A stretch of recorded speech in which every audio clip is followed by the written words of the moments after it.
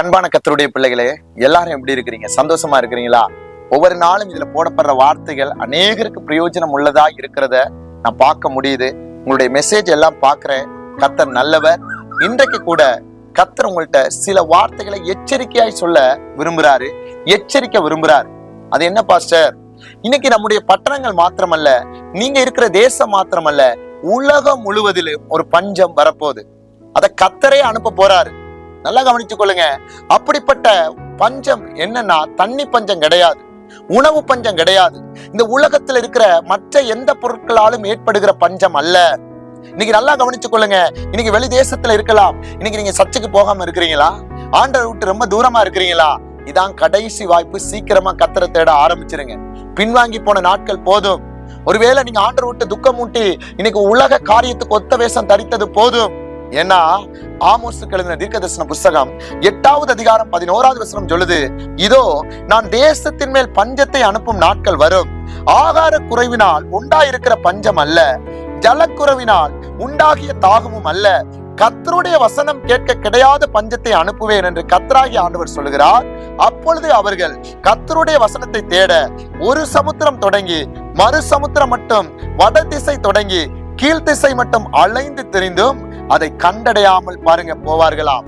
இன்னைக்கு கர்த்தர் என்ன வசனத்தை அனுப்ப போறார் அப்படின்னா, இன்னைக்கு வசன பஞ்சம். இனிமேல் ஆலயங்கள் பூட்டப்படுற நாட்களுக்குள்ள நம்ம கடந்து போறோம்.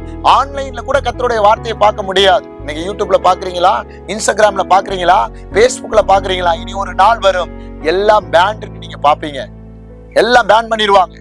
இனிமேல் பைபிளை குறிச்சு பேசக்கூடாது, பைபிளை குறிச்சு உபதேசிக்க கூடாது, பைபிளை குறிச்சு வார்த்தைகள் சொல்லக்கூடாது, இயேசுவை குறிச்சு அறிவிக்க கூடாதுன்னு சொல்ற நாட்கள் சீக்கிரமா வந்துருச்சு. இத பார்த்துட்டு இருக்கிற சகோதரா சகோதரி, கர்த்தருடைய ஊழியக்காரர்கள், தேவனுடைய பிள்ளைகள், இன்றைக்கே கர்த்தரிடத்துல மனம் திரும்பி ஆயத்தமாய் அவருடைய வருகையை பார்த்து எதிர்பார்த்து காத்து கொண்டிரு. ஏன்னா அதான் நல்லா கவனிச்சு கொள்ளுங்க. வசனம் சொல்லுது பாருங்க, ஆமோஸ் 8:13, அந்நாளில் சௌந்தரியம் உள்ள கன்னிகைகளும் வாலிபர்களும் தாகத்தினால் சோர்ந்து போவார்கள். என்ன தாகம்? வசனம் கிடைக்காம. வசனம் கிடைக்காட்டி நமக்கு எப்படி தாகம் வரும்? ஆத்துமால தாகம் வரும். ஆத்துமா சோர்ந்து போயிடும். இன்னைக்கு நீங்க பைபிள் படிக்கும் பொழுது உங்க சரீரத்துக்கு பலன் நினைக்கிறீங்களா? பைபிள் படிக்கும் பொழுது ஒருவேளை அது என்னுடைய சரீர வயிறுக்கோ இல்ல, ஆத்துமாக்கு தான் பலன். உங்க ஆத்மாவை அவர் என்ன செய்யறாரு? திருப்திப்படுத்துறாரு. இன்னைக்கு இனி வர்ற பஞ்சம் எப்படின்னா, நம்முடைய ஆத்மா சோர்ந்து போயிடும் வசனம் கிடைக்காம இருக்கும் பொழுது.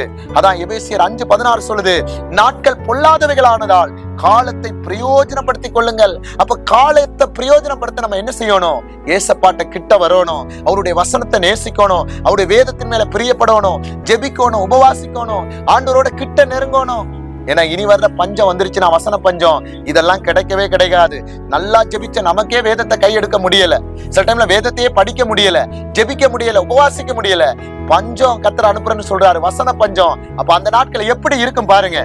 ஏன்னா அதான் அழகா சொல்றாரு பாருங்க, எபிரேயர் 10:25 சொல்லுது, சபை கூடி வருதலை சிலர் விட்டு விடுகிறது போல நாமும் விட்டு விடாமல் ஒருவரை ஒருவர் புத்தி சொல்ல கடவோம். நாளானது சமீபத்து வருகிறது, எவ்வளவாய் பார்க்கிறீர்களோ அவ்வளவாய் புத்தி சொல்ல வேண்டும். எபிரேயர் 10:37, வருகிறவர் இன்னும் கொஞ்ச காலத்தில் வருவார், தாமதம் பண்ணார். அதே 10:38, 10:39, விசுவாசத்தினால் நீதிமான் பிழைப்பான், பின்வாங்கி போவானான், ஆனால் அவன் மேல என் ஆத்துமா பிரியமா இராது என்கிறார். அடுத்த கடைசி வசனம் சொல்றாரு பாருங்க, நாம் கெட்டு போக பின்வாங்கிறவர்களா இராமல் ஆத்துமா ஈடேற விசுவாசிக்கிறவர்களா இருக்கிறோம்.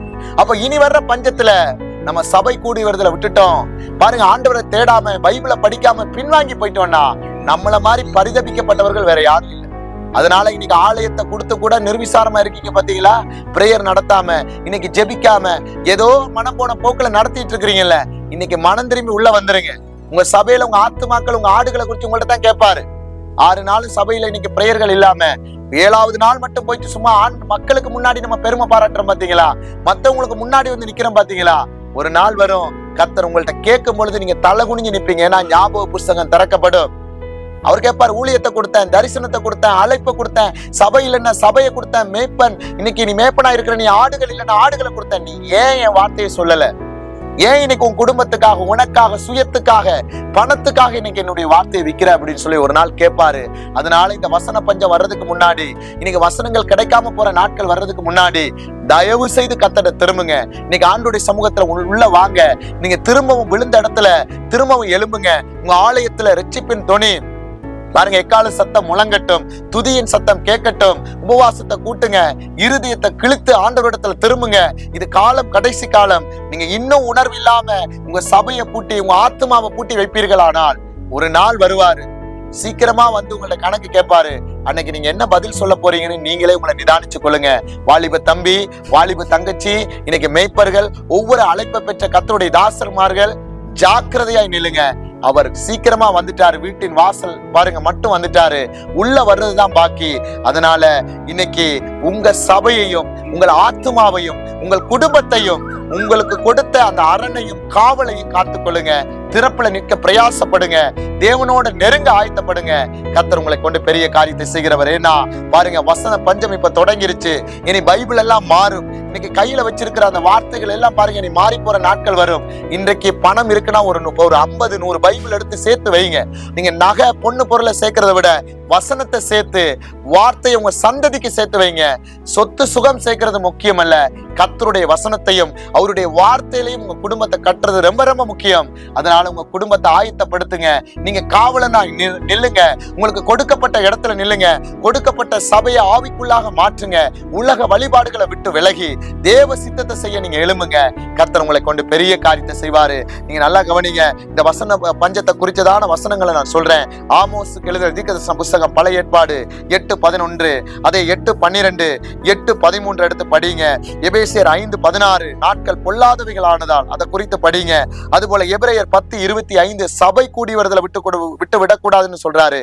பின்வாங்கி போகாத குறிச்சு எபிரேயர் 10:37, 10:38, 10:39 இத்தனை வசனங்களை நீங்க படிங்க. நீங்க தியானிங்க. ஆண்டவரோட நெருங்க வாங்க. கர்த்தர் சீக்கிரமாய் உங்களையும் உங்கள் குடும்பத்தையும் அவர் வரும் பொழுது தன்னோடு கூட்டிக் கொண்டு போக அவர் பாருங்க சீக்கிரமா வர்றாரு. ஆயத்தப்படுவோம். தேவனுடைய ராஜ்யத்தை கட்டுவோம். அவருடைய வருகைக்கு எதிர்பார்த்து காத்திருப்போம். கர்த்தருடைய ஆவியானவர் தாமே நம்மளை நடத்துவாராக. God bless you.